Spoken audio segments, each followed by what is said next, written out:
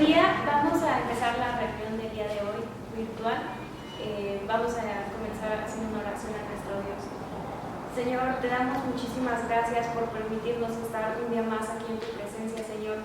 Gracias porque a través de estos medios digitales nosotros podemos alabarte, glorificarte, darte la gloria y la honra, Señor, y te pedimos que este día tu presencia esté dentro de nosotros, Señor, y que nos ayudes a guardar tu palabra, Señor, en el nombre de Cristo Jesús.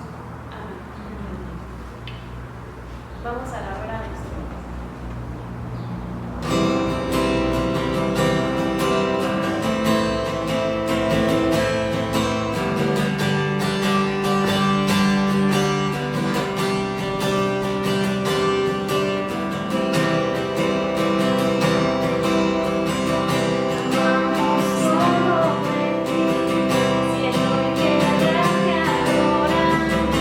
Los reinos se rinden.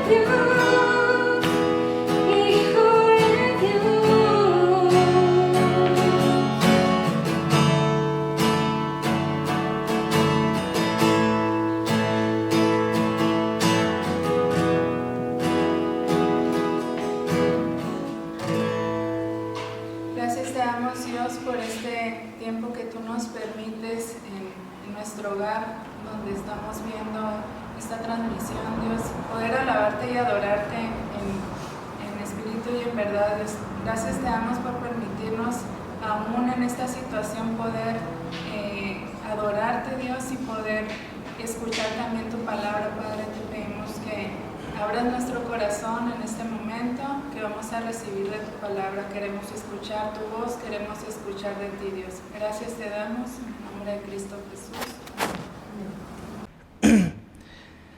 Bueno, pues buen domingo. Espero estés reunido en tu casa con tu familia para pues pasar un tiempo en la palabra. Y acompáñame al libro de Marcos, capítulo 12. Y antes de comenzar, solo quería pues dar un par de anuncios. El primero es que pues si tú tienes necesidad de alimento, de medicinas, de oración, por favor comunícate con nosotros. Queremos servirte, queremos ayudarte. Sé que son tiempos donde algunos han perdido sus trabajos, donde están cobrando tal vez menos, no sé, pero si tú el día de hoy tienes alguna necesidad, pues acércate a nosotros con toda la confianza para poder ayudarte. Queremos apoyarlos.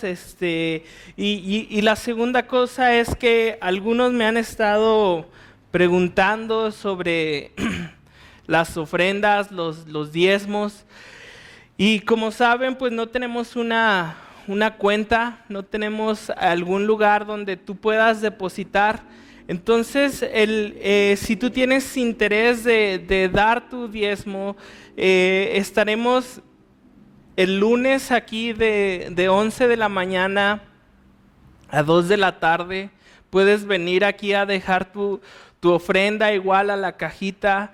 Igualmente tus peticiones de oraciones, ahí vamos a tener los papelitos por si te interesa que estemos orando algo por ti, pues estaremos recibiéndote aquí en ese horario. Así que pues toma notas. Si tienes tu diezmo, si has estado guardando tu diezmo, pues puedes venir el lunes de 11 a 2 de la tarde. Aquí vamos a estar, pues como todo, ¿no? Medidas de esta contingencia, te vamos a recibir con cubrebocas y todo eso, ¿no? Simplemente para que tú puedas cumplir con lo que el Señor te está pidiendo.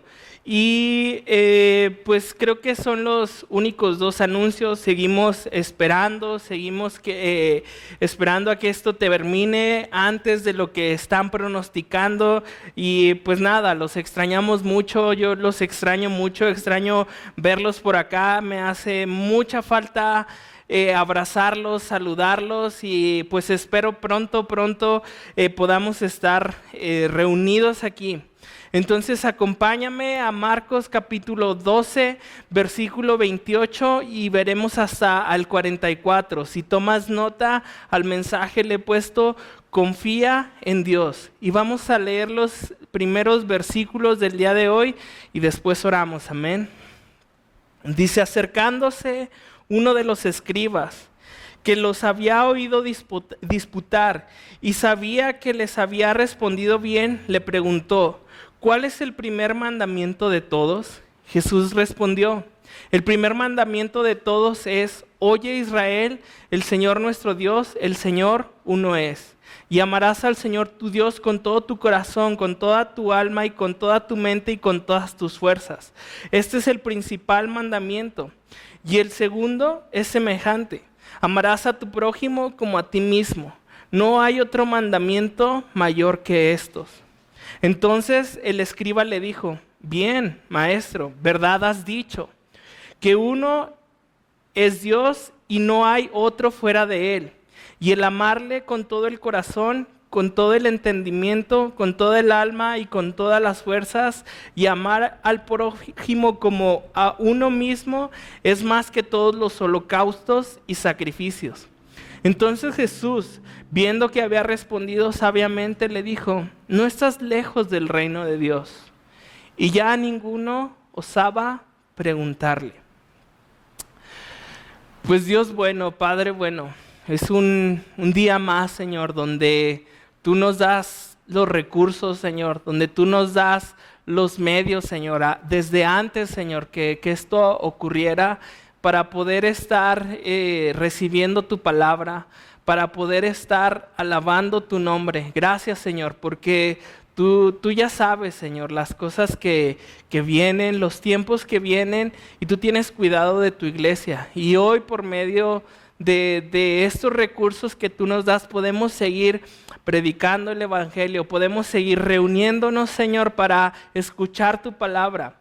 Entonces, Espíritu Santo, yo te pido, Señor, que ahí, Señor, donde mis hermanos están en sus hogares, en sus casas, Señor, pues tú te muevas, Señor, tú penetres, Señor, nuestros corazones como espada de doble filo, Señor, que transformes nuestro entendimiento, que nos ayudes a vivir una vida como a ti te agrada, Señor, que nos perdones, que nos cambies, que nos enseñes, Señor, tanto, Señor, que tú haces por nosotros, Señor. Espíritu Santo, Señor, bendice, Padre, este tiempo, Señor. Dame palabras, Señor. Dame entendimiento, Señor. Pon tus pensamientos, Señor, en mi boca.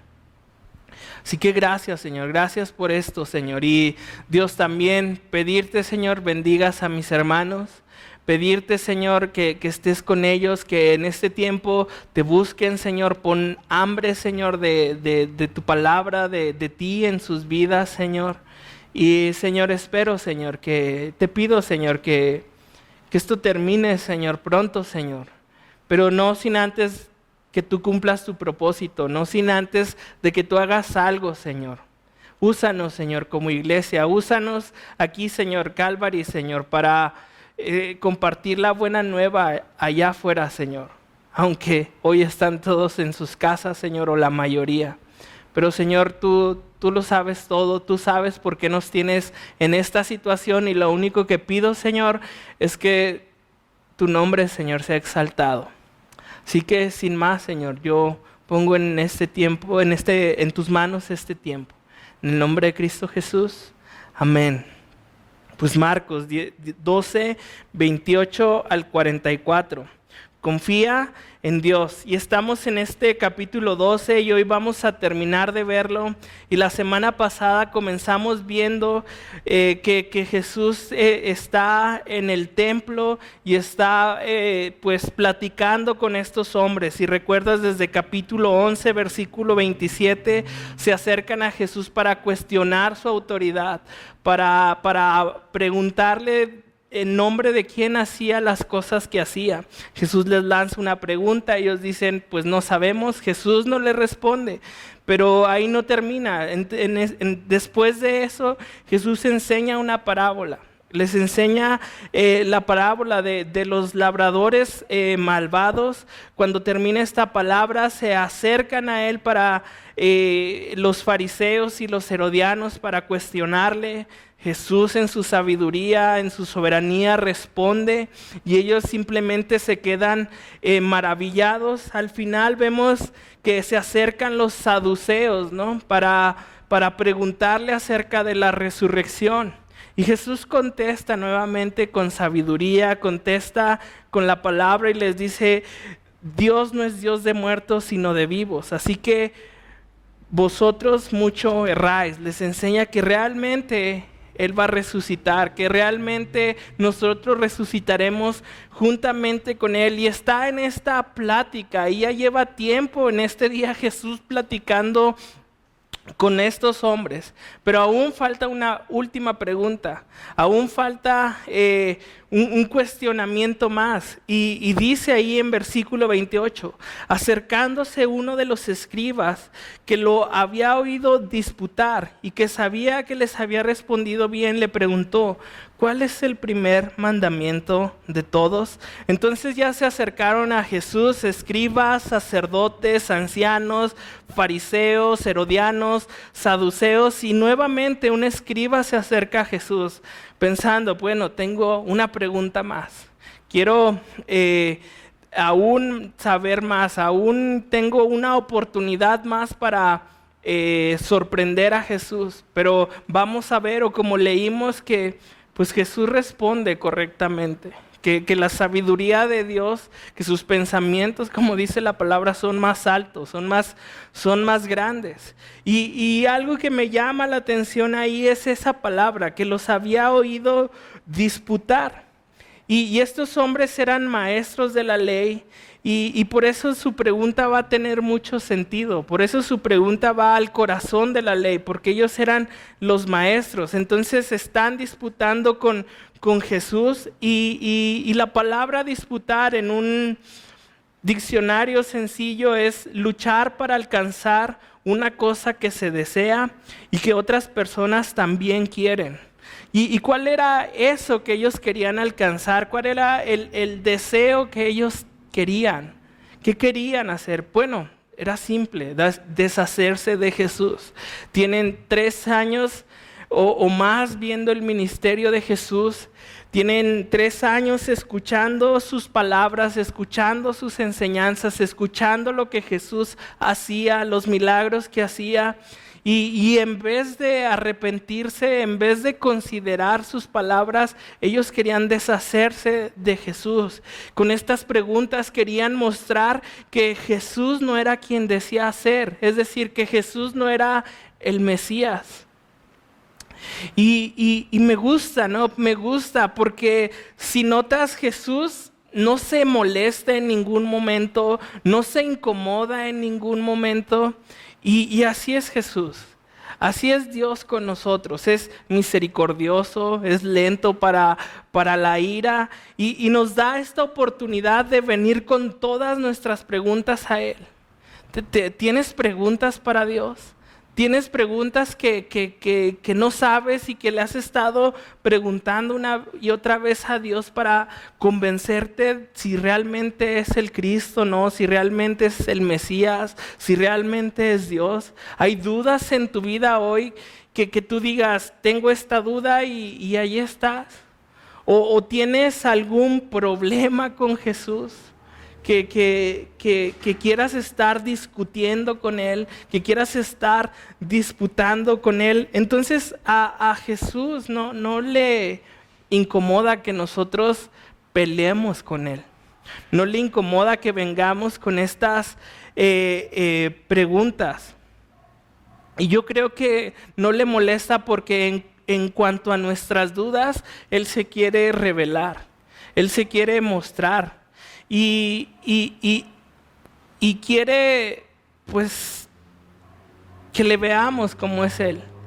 Y entonces es bueno ir con estas preguntas a Jesús. Ahora, acompáñame rápidamente a Génesis 32, versículo 22. Hay un hombre que peleó con Jesús.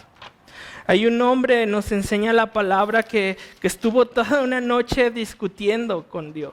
Y tal vez tú no llevas una noche, tal vez tú llevas una vida peleando con Dios. Una vida queriendo, pues que Dios haga algo, no sé. Alguna lucha que tú tengas con Dios.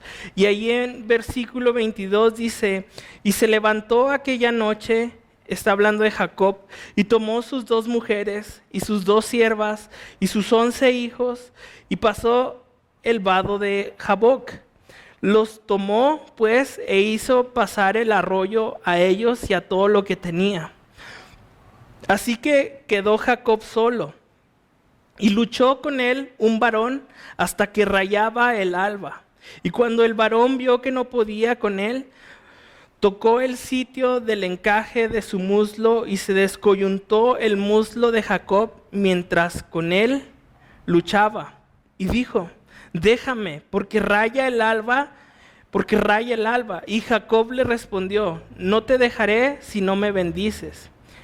Y el varón le dijo, ¿cuál es tu nombre? Y él le respondió, Jacob. Y el varón le dijo, no se dirá más tu nombre Jacob, sino Israel, porque has luchado con Dios y no con los hombres y has vencido. Entonces vemos esta historia de Jacob, ¿no? ¿Cómo es que pelea con Dios? ¿Cómo es que está ahí discutiendo con Dios? Algunos comentaristas dicen que no es una lucha, ¿no? Una lucha así tal cual, ¿no? De AAA, de WWE. Algunos comentaristas dicen que es una discusión a palabras. Porque si te fijas ahí dice cuando el ángel toca, Jacob pierde, ya no se puede mover, le disloca ahí su cadera, ¿no? Y está teniendo esta lucha con el Señor. Y muchas veces o en tu vida puedes estar peleándote con Dios, peleando y peleando una y otra vez con el Señor, así como estos fariseos tienen 3 años peleando con Dios. Pero ¿qué es lo que quiere hacer Dios? Es transformarnos. Es cambiar nuestra vida, aún así, aún en lucha, el Señor quiere que nos acerquemos a Él, porque al final Él nos va a transformar. Él es Jacob y le cambia el nombre, y le da un nombre nuevo. Y entonces el Señor deja que vayamos a Él luchando con nuestras preguntas, con todo esto, para transformarnos. El Señor no está discutiendo con ellos, el Señor está teniendo misericordia de ellos, porque lo que quiere es cambiarnos, darnos una vida nueva. Así que dudas no son malas, preguntas a Dios no son malas, puedes estar toda tu vida peleando con Él, pero en algún momento te va a tocar, en algún momento va a decir, estate quieto ya, te va a dislocar, ¿no? Tu pensamiento, tu vida. ¿Y todo para qué? Para darte una vida nueva, para transformarte. Y ahí están estos hombres peleando con Dios. Así que, pues si tienes dudas, si tienes preguntas, ve a Él y díselas, pregúntale, porque hay muchas personas que el día de hoy están peleando con Él. Y continúa y le hace esta pregunta, ¿no? ¿Cuál es el primer mandamiento de todos? Ahora, como hemos visto, sus preguntas siempre tienen como que es como una balanza, ¿no? O Jesús se va hacia un lado o Jesús se va hacia el otro lado.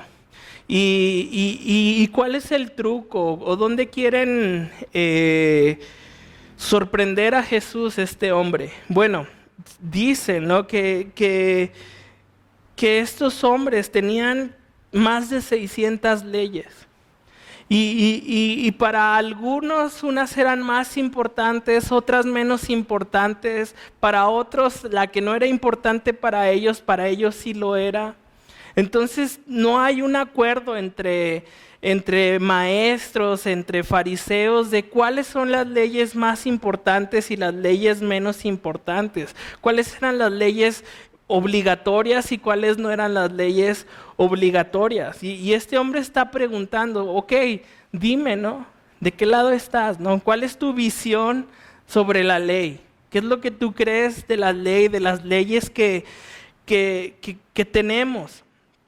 Y entonces ahí está, ¿no? Ahí está donde quiere sorprender a Jesús estos hombres. Y Jesús responde, el primer mandamiento de todos es, oye Israel, el Señor nuestro Dios, el Señor uno es. Y amarás al Señor tu Dios con todo tu corazón, con toda tu alma, con toda tu mente, con todas tus fuerzas.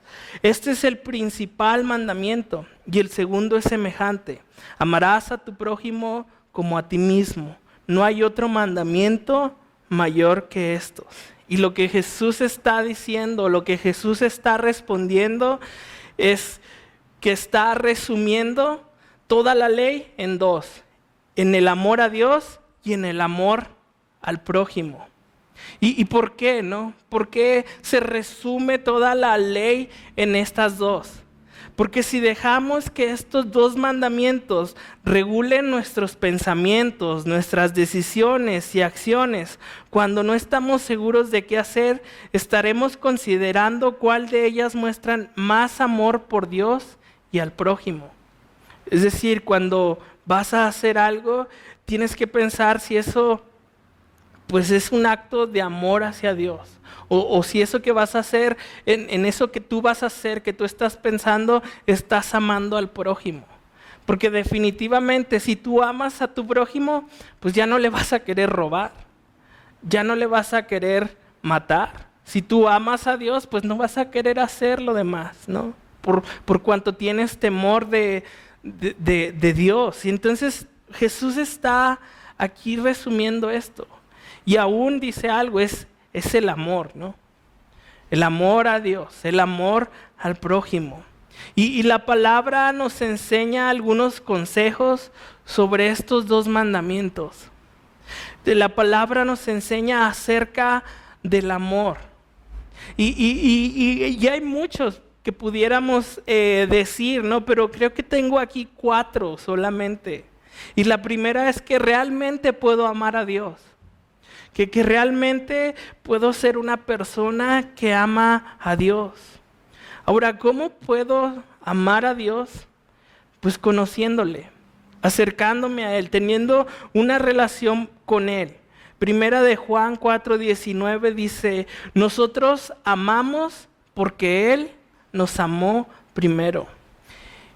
Y si tú has recibido el amor de Dios, si tú has reconocido que Dios te ama en una forma tan grande, tan ancha, tan alta, como dice su palabra, puedes entender que es un amor extraordinario, que es un amor que te llena, que ahora sabes que realmente hay alguien que te ama, y ese es Dios. Y entonces, conociendo desde la perspectiva bíblica, desde la perspectiva de Dios, el amor, que fue simplemente entregar a su Hijo por amor a nosotros, pues sabes que existe, que es real, que hay alguien que te ama. Y entonces, ahora tú sabes amar, porque ya lo conoces.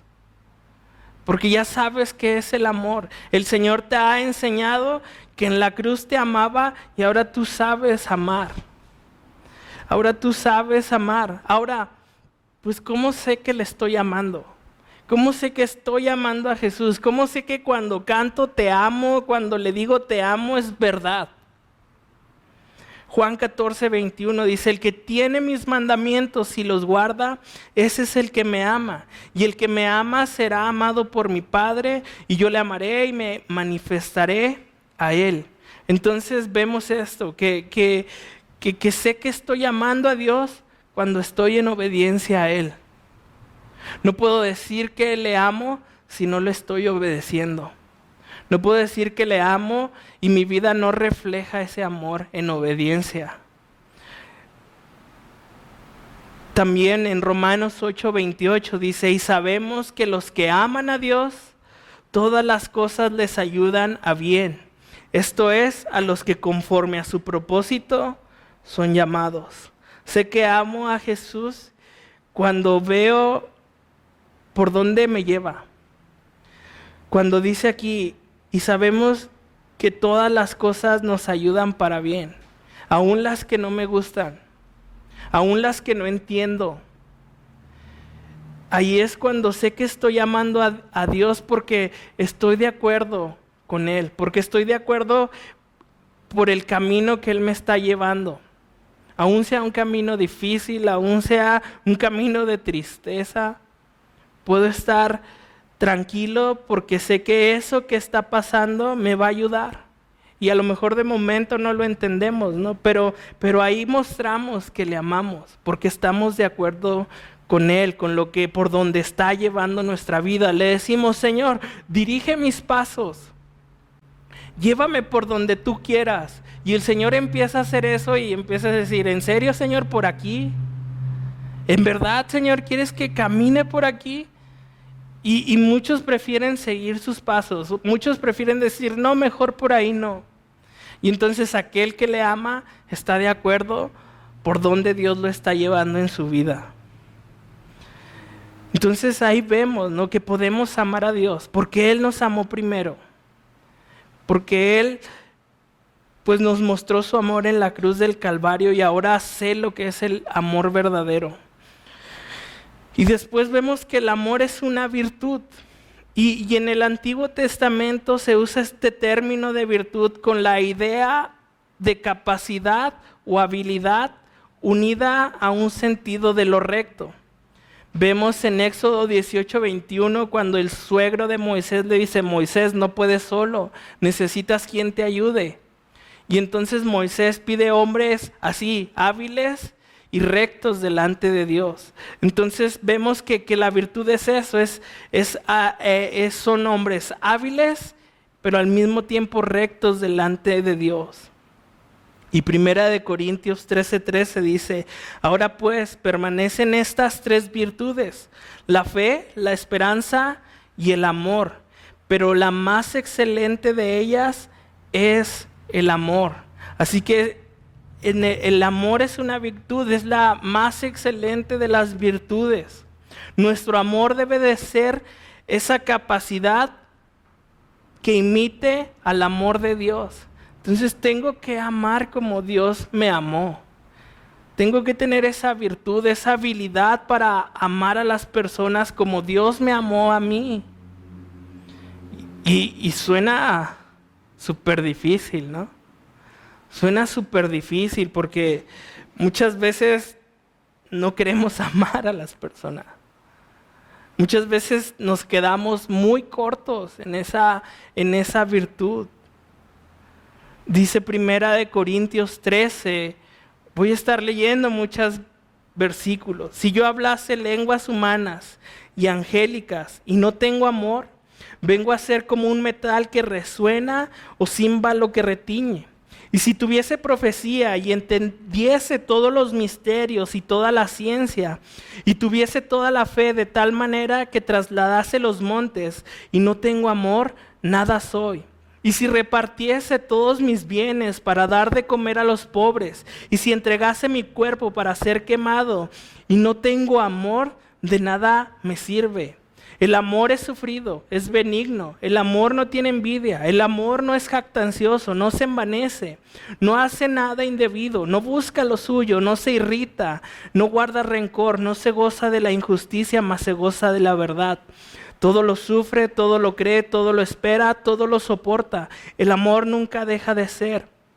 Pero las profecías se acabarán y cesarán las lenguas y la ciencia acabará.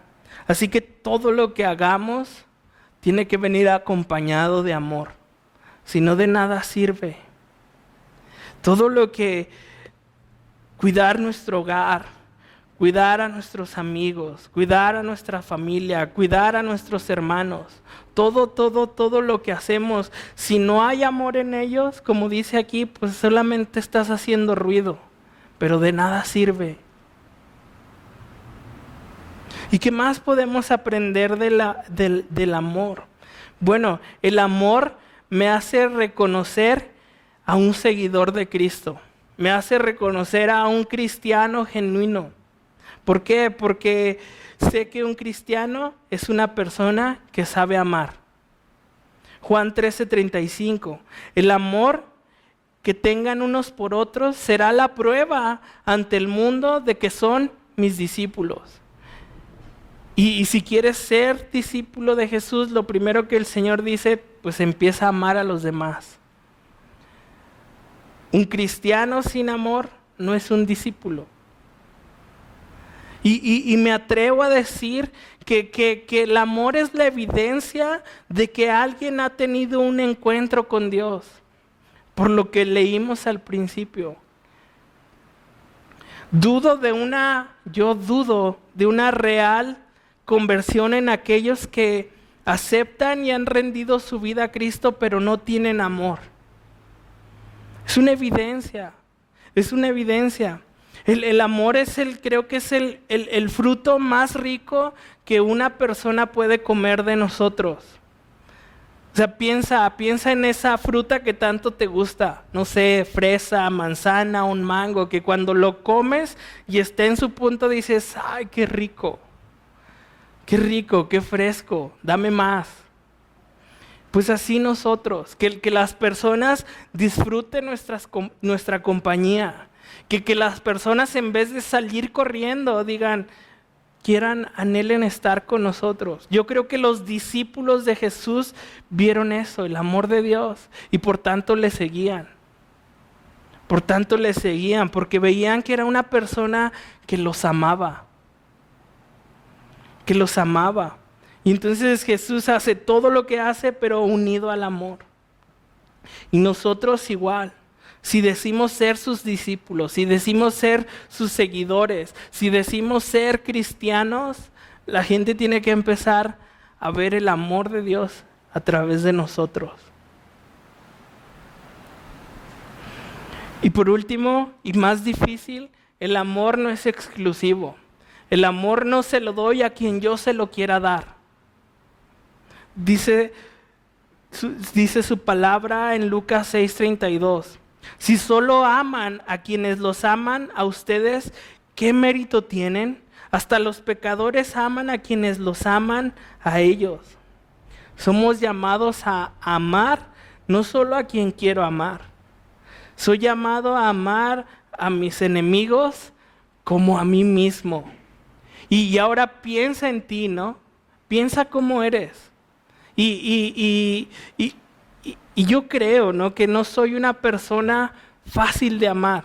Me conozco mis defectos, conozco mis defectos. Y tú conoces los tuyos.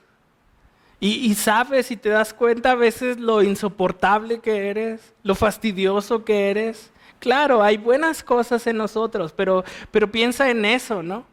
¿Cómo es que digo, híjole, hoy cómo le hicieron para amarme, ¿no? ¿Cómo le hacen tus hijos, tu novia, tu esposa, tus papás conociéndote, ¿no? Y ves eso, ¿no? Que te aman a pesar de cómo eres. Y el Señor eso hizo. Vino a este mundo donde tenía puros enemigos, donde nadie quería nada con Él. Nadie quería nada con Jesús, nadie quería nada con Dios. Vemos la historia del pueblo de Israel, cómo están en este ciclo de Dios nos perdona, seguimos nuestra vida, caemos, vivimos la vida como queremos, cuando estamos en problemas le pedimos ayuda. Y nadie quería nada con Dios. Y Jesús viene a este mundo a tratar con sus enemigos. Y vino a enemistarnos, ¿no? Vino a hacer amistad con nosotros. Y amó a sus enemigos, nos amó a nosotros. Y no solamente vino, sino que derramó todo su amor en la cruz del Calvario. Mostró ese amor tan grande que tenía por el mundo. Dice él mismo, el mundo los aborrecerá, y por ese mundo Jesús vino a amarnos. Ahora, piensa eso, ¿no? ¿Tú darías la vida por alguien que te cae mal? ¿Por alguien que te cuesta trabajo amar? Bueno, a esa persona que todos los días dices, ya basta, a ese es al que Dios quiere que ames. Ya basta con este. A esa es la persona que Dios quiere que tú abraces, que tú des todo por Él. ¿Por qué? Porque el Señor sabe, ¿no?, que valemos la pena, no sé cómo. Y nos ama, y así es la forma en que Dios quiere que amemos. Y por eso dice, amarás. Amarás a Dios, amarás a tu prójimo, con toda tu alma, con todo tu corazón, con toda tu mente y con todas tus fuerzas. O sea, con todo lo que eres tú. Con todo lo que implica ser tú, con eso vas a amar. Y gracias a Dios, no vuelvo al punto primero, gracias a Dios que lo puedo amar porque Él me ha enseñado a amar. No puedo decir que no conozco el amor porque ya le conocí a Él. Y como dice su palabra, Dios es amor. Dios es amor. Y ahí está el Señor resumiendo todos los mandamientos en estos dos mandamientos. Y entonces el escriba le dijo, bien, maestro, ¿verdad has dicho? Que uno es Dios y no hay otro Dios fuera de Él. Y el amarle con todo el corazón y con todo el entendimiento, con todo el alma y con todas las fuerzas, y amar al prójimo como a uno mismo, es más que todos los holocaustos y sacrificios. Y ves ahí como dice, como te amas tú, así ama a los demás. Dice, y esto es más que cualquier ofrenda, esto es más que cualquier sacrificio, como leíamos en Corintios. Cualquier ofrenda, cualquier sacrificio que no viene acompañado de amor no es nada. No es nada. Perdón. Y algo que me llama la atención aquí dice, Jesús entonces, viendo que había respondido sabiamente, le dijo, no estás lejos del reino de Dios. Y ya ninguno osaba preguntarle. Aquí se acaban las preguntas a Jesús. Aquí se acaban los cuestionamientos a Jesús. Pero notas cómo le dice, no estás lejos del reino de Dios. O sea, este hombre estaba cerca. Pero estar cerca es estar fuera. Y ahí está, cerquita. Cerquita de su salvación, cerquita de reconocer quién realmente era Jesús. Pero no estaba dentro. Y te acuerdas el joven rico, como el Señor le dice, vende todo lo que tienes y dáselo a los pobres. Y no pudo, se quedó igual, cerca, pero no estaba dentro. Y así todos ellos dicen, bravo Señor, bravo, qué bien respondiste, qué bien conoces la palabra. Y el Señor le dice, tú también la conoces muy bien. Tú también sabes la palabra y no estás lejos. Solo te falta reconocer una cosa, que yo realmente soy el Cristo, que yo realmente soy el Mesías. Y ellos, en vez de reconocerle, en vez de aceptarle, o sea, Jesús no estaba exhibiendo, aunque de alguna manera lo hacía su ignorancia, simplemente quería que lo vieran, simplemente quería que lo reconocieran. Y como dije, peleando con el Señor y el Señor respondiéndoles, el Señor contestándoles, simplemente teniendo misericordia de ellos para que se humillaran delante de Él, pero no lo hicieron. Vimos la semana pasada cómo algunos se maravillaban, pero nada más, no lo reconocían como el Mesías, como el Cristo. Y así, tú te puedes saber toda la Biblia, tú te puedes saber todas las oraciones y todo, pero si no le reconoces como Señor y Salvador, el Señor te va a decir, pues no estás lejos, pero no estás adentro. Y es mejor estar adentro, es mejor reconocerle como Salvador. Versículo 35 al 37 dice, enseñando Jesús en el templo decía, ¿cómo dicen los escribas que el Cristo es hijo de David? Porque el mismo David dijo por el Espíritu Santo, dijo el Señor a mi Señor, siéntate a mi diestra hasta que ponga tus enemigos por estrado de tus pies. David mismo le llama Señor. ¿Cómo pues es su hijo? Y gran multitud del pueblo le oía de buena gana. y ahora vemos el lado contrario, ¿no? Ellos ya dicen, ya no tenemos más preguntas para él, pero ahora el Señor les va a hacer una pregunta. Y más que una pregunta, creo que esto es una invitación. Le dicen, ¿cómo dicen los escribas que el Cristo es el hijo de David?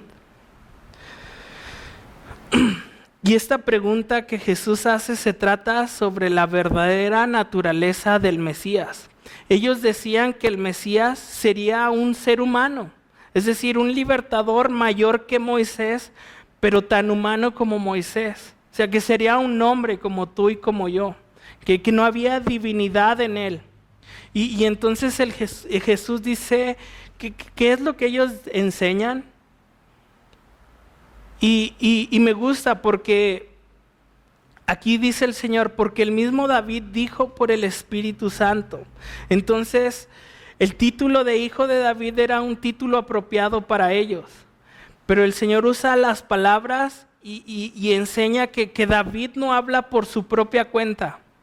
Que David está hablando por medio del Espíritu Santo. Que lo que David dijo viene de arriba, viene de lo alto. que son palabras inspiradas por Dios. Y el Señor Jesús va a tomar el Salmo 110, porque el mismo David dijo por el Espíritu Santo, dijo el Señor a mi Señor, siéntate a mi diestra hasta que ponga a tus enemigos por estrado de tus pies.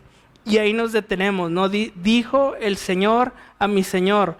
La palabra o el original dice, dijo Yahvé a Adón, que quiere decir, dijo Jehová a mi soberano. Y entonces esto es, dijo Dios a mi Dios. Lo que está diciendo David es, dijo Dios a mi Dios. Y está hablando del Padre y está hablando del Cristo. Entonces aquí vemos cómo este salmo le atribuye divinidad, le atribuye un lugar igual al Hijo.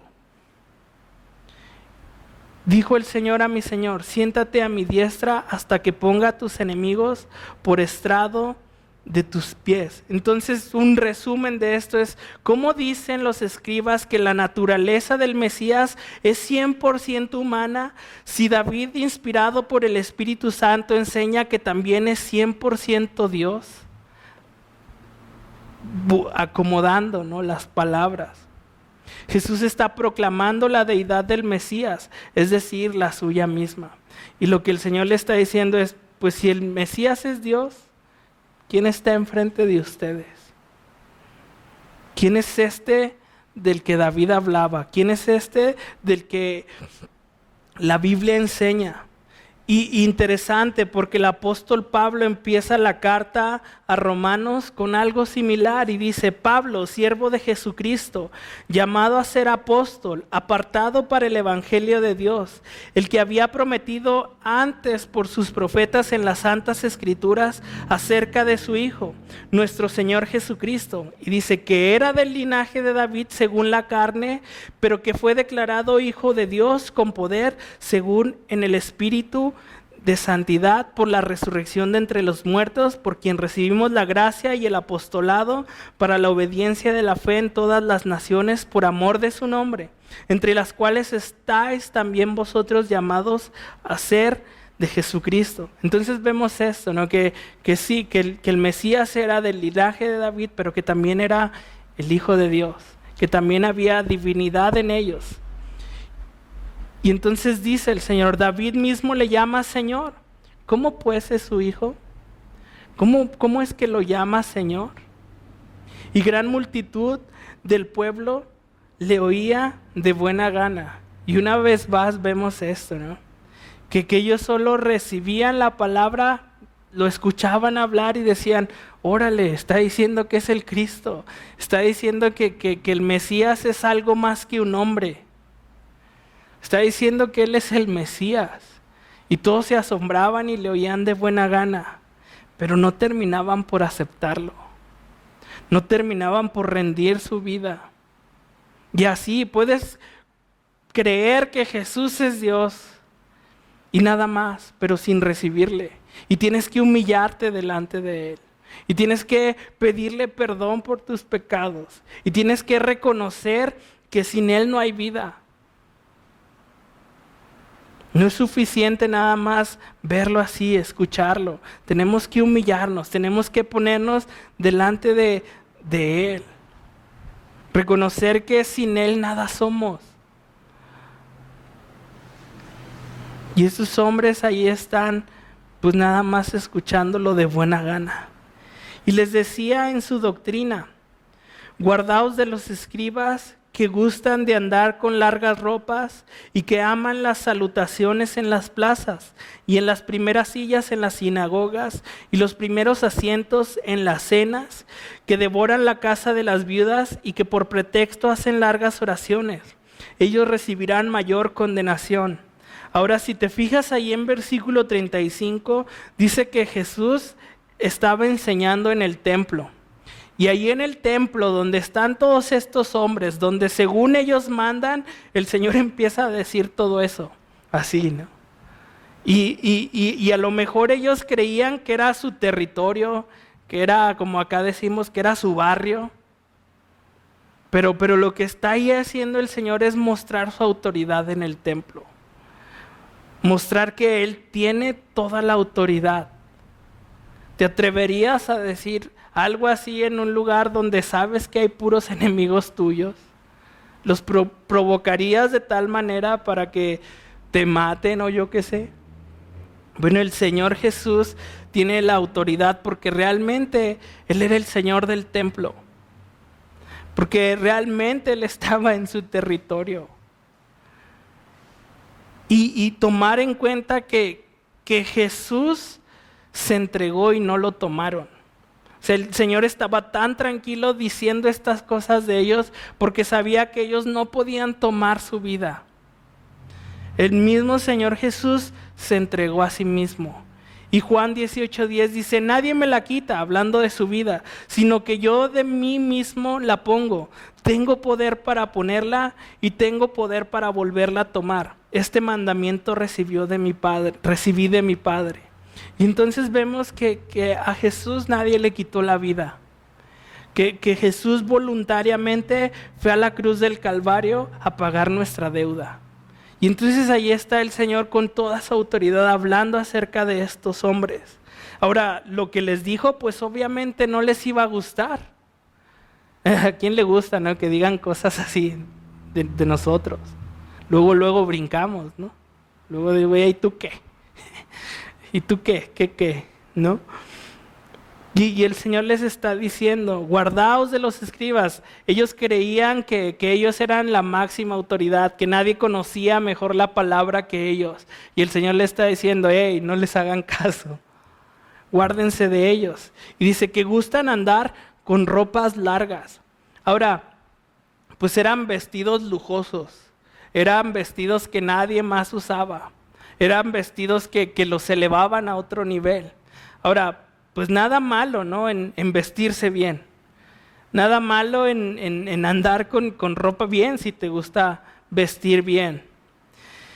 Nada malo, ¿no? Con los pastores, ¿no? Aquí no acostumbramos a usar saco. Ahorita estuviera cosiendo si estuviera predicando con corbata y con traje. Nada malo con eso. Creo que lo malo es que ellos aparentaban ser una cosa tan santa cuando no lo eran. Que ellos creían que en su apariencia, en su vestimenta, sobresalían, eran más que los demás. Y el Señor les dice, pues nomás se visten bien, nomás tienen apariencia de santos, pero no lo son.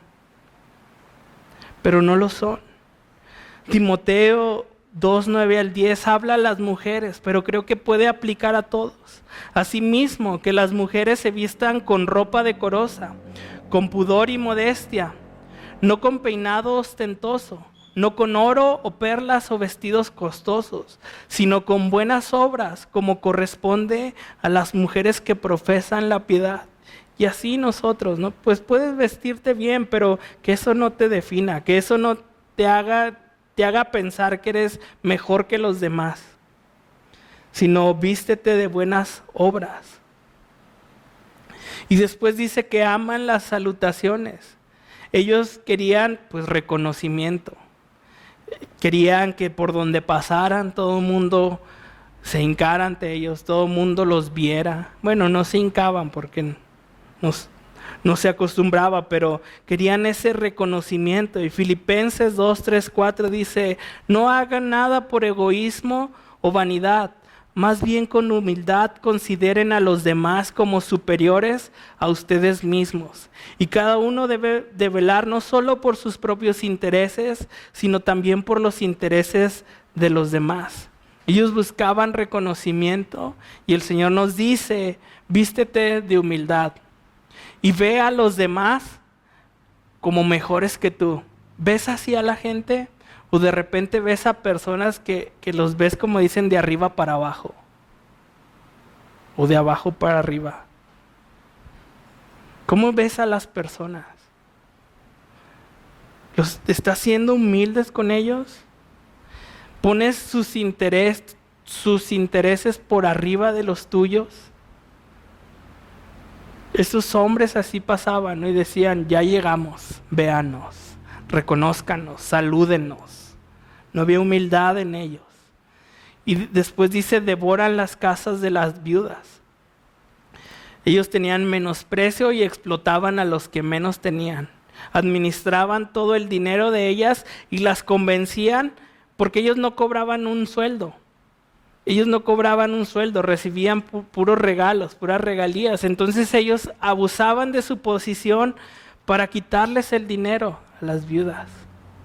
Y creo que sangrar a las ovejas, como decía el pastor Héctor, trasquilar a las ovejas, no es una práctica que se debe hacer en la iglesia de Dios, en la iglesia de Cristo. Aquel que creo que está sangrando a la iglesia, creo que no está confiando en Dios y que sus intenciones son otras. Por eso tenemos la costumbre de que si necesitamos algo, pues se la pedimos a Dios. Y si el Señor no nos la da, es porque no lo necesitamos.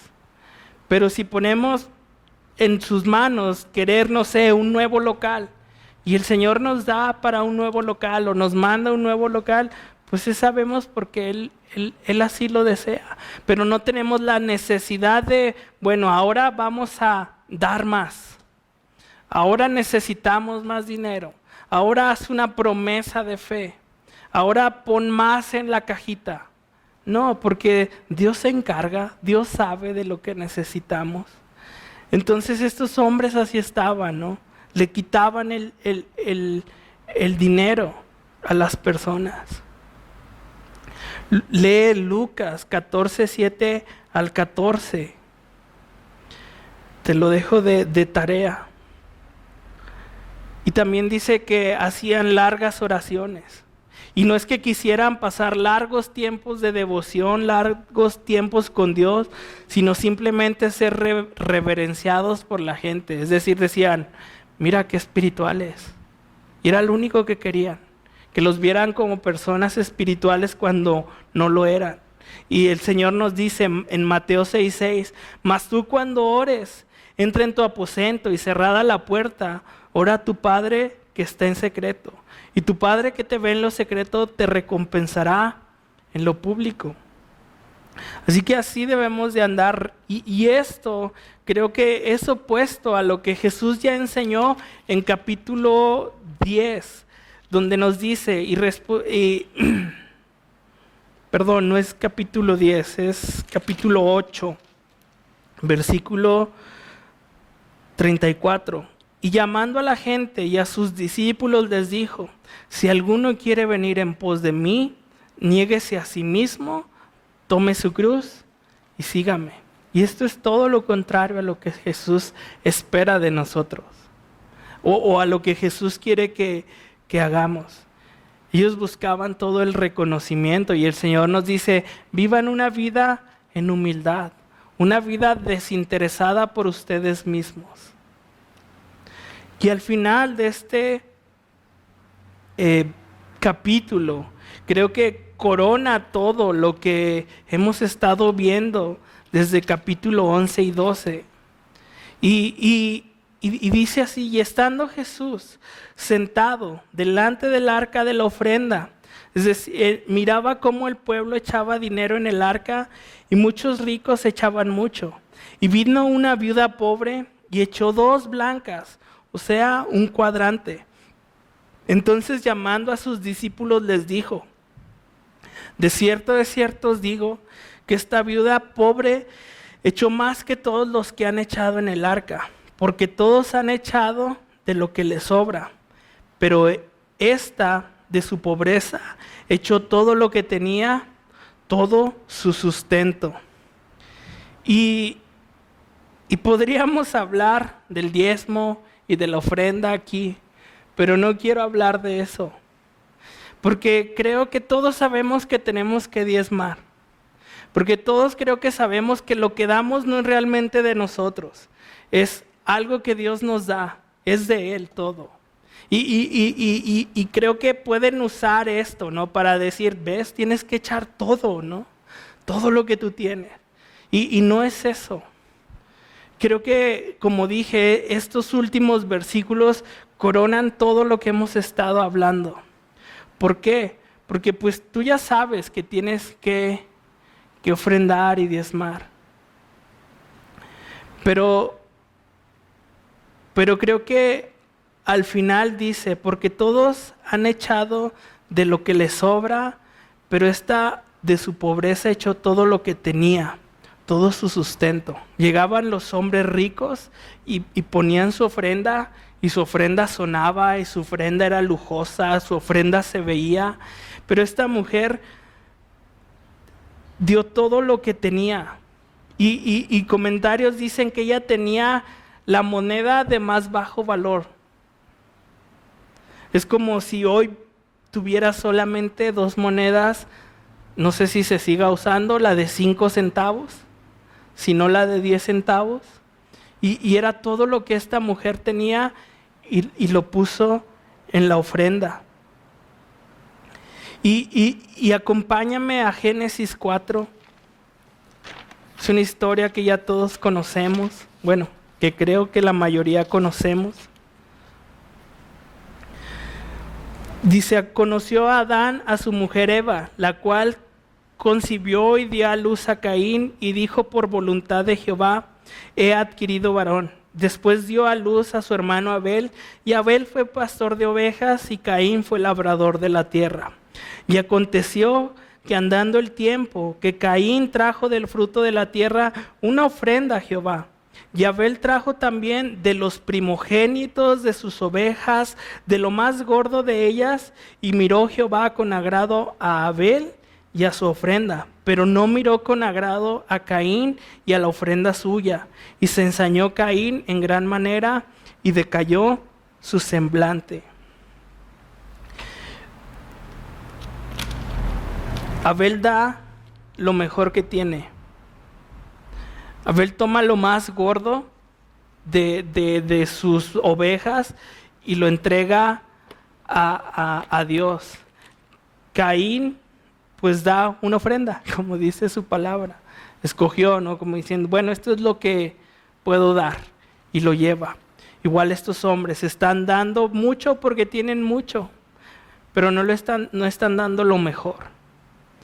Y la semana pasada vimos, ¿no? que el Señor dice, dad al César lo que es de César y a Dios lo que es de Dios. ¿Y qué era lo que Dios quería o qué es lo que Dios quiere de nosotros? Nuestra vida. Y esta mujer, al estar dando todo lo que tiene, está diciéndole al Señor, yo confío en ti. Lo que está dando Abel a Dios es lo mejor que tiene, y es estar diciéndole, tú mereces lo mejor y yo confío en ti.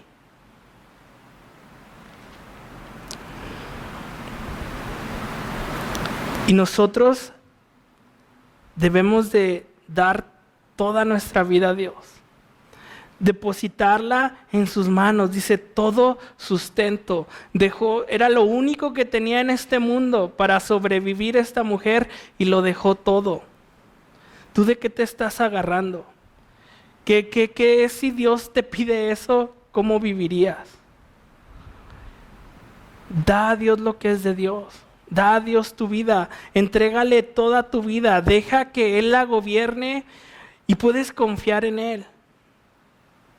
Esta mujer dio todo sabiendo que Dios no le iba a abandonar, que Dios no le iba a desamparar. Y nosotros igual debemos de entregarle todo nuestro sustento a Dios para decirle, solamente dependo de ti, o solamente quiero depender de ti.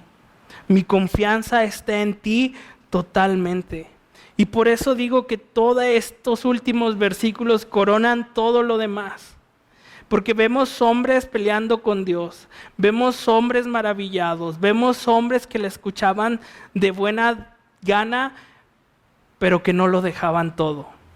¿Recuerdas a Pedro y a los pescadores cuando les dijo, pues vámonos, síganme? Y dice, y dejándolo todo, le siguieron. Dijeron, bueno, vamos a confiar en Él. vamos a seguirlo a Él. Y yo creo que como cristianos, lo mejor que podemos hacer es entregarle todo a Dios, toda nuestra vida, todas nuestras preocupaciones, todo lo que somos, nuestra familia, nuestros hijos, nuestros hermanos, nuestra iglesia.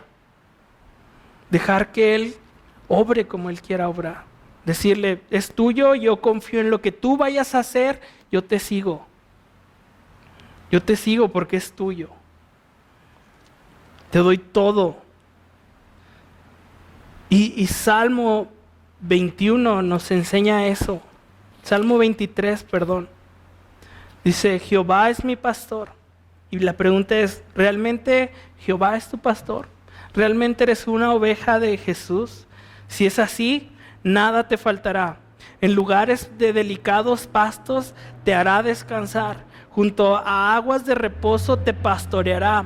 Confortará tu alma, te guiará por sendas de justicia por amor de su nombre. Aunque andes en valle de sombra y de muerte, no temerás mal alguno, porque tú estarás conmigo. Tu vara y tu cayado me infundirán aliento. Aderezas mesa delante de mis angustiadores, delante de mí en presencia de mis angustiadores. Unges mi cabeza con aceite, mi copa está rebosando. Ciertamente el bien y la misericordia me seguirán todos los días de mi vida, y en la casa de Jehová morarás por largos días. Y así es. Si le entregas toda tu vida a Jesús, si le entregas todo a Él, así sin escatimar todo lo que tengo. ¿Qué tengo? Pues nomás tengo esto, Señor, tómalo. Porque quiero confiar en ti. Todo el Salmo 23 se va a empezar a hacer una realidad en tu vida. Y entonces, ¿qué podemos aprender? Pues que deberíamos de ser más como la viuda. Sí, como la viuda. Que lo poquito que tenía se lo dio al Señor. Pero yo no sé cuánto tú tengas, pero entrégaselo todo a Dios. Y mientras unos peleaban con Él, esta viuda decidió confiar en Él. Así que, pues confía en Dios. Creo que es todo lo que tenemos. En tiempos como los que vivimos o como los que estamos empezando a vivir, creo que lo mejor que podemos hacer es doblar rodillas, creerle a Jesús, confiar en Jesús y seguirle. Al final sabemos que moraremos en su casa por largos días. Así que, pues, oramos. Pues, Señor, yo simplemente te pido, Señor, pues eso, Señor, que nos hagas, Señor, personas que aman, que nos hagas personas humildes, Señor, que empecemos, Señor, a ver por las necesidades de los demás. Y, Señor, que aprendamos a darte lo mejor, Señor, lo más gordo, Señor. Aún si es lo único que tenemos, Señor, podemos estar tranquilos en dártelo porque sabemos que tú no nos dejas, que tú no nos abandonas, Señor. Ayúdanos, Señor, a confiar en ti en todo momento, en este tiempo, en los tiempos que sean, Señor. En los tiempos que sean, Señor. Ayúdanos a confiar en ti, a saber que en ti estamos seguros, que hemos conocido al Cristo, que hemos conocido al Mesías, a nuestro Salvador, a nuestro Redentor. Y que por cuanto te conocemos, Señor, pues estamos tranquilos, Señor, estamos seguros, Señor, a pesar de las circunstancias. Ayúdanos, Señor, a eso, a confiar en ti. En el nombre de Cristo Jesús, amén. Pues Dios te bendiga. Pues ten un buen domingo con tu familia. Pues chicos, ya el lunes regresan con sus clases virtuales. Disfruten este último día y pues échenle ganas. Y pues nada, Dios los bendiga.